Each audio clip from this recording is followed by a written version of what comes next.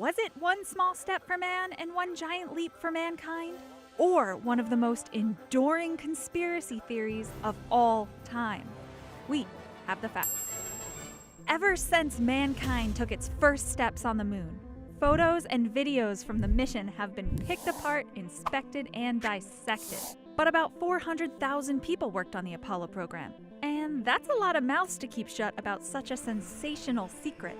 In the 1960s, the space race was serious business, and America was desperate to beat the Soviets to the moon and plant a flag there. But did the government want it so badly that they faked the whole mission in order to ensure success?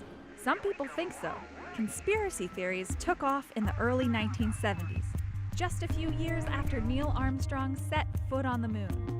This was the era of the Pentagon Papers and the Watergate scandal that rocked the United States. Some people were already distrustful of the government. The conspiracy theorists said the Apollo 11 moon landing was shot on a secret film set in the Hollywood Hills, or a remote military base. The non-believers also say, take a look at the lighting in this photo. It's not real because the sun must be the only source of light in the image. But yet we can clearly see the lunar lander and the Apollo astronaut even in the shadow areas, meaning Hollywood lighting must have filled in the darkness.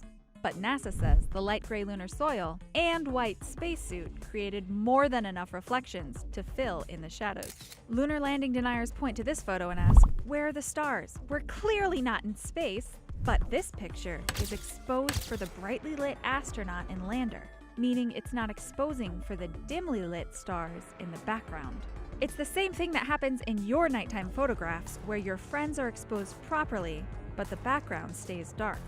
And what about the flag? How is it waving in outer space if there's no wind? Well, NASA engineers knew a regular flag would hang lifeless. Not so good for patriotic imagery. So they engineered a flag to look like it was moving in a breeze. And for most of us, this far-out flag has never looked better.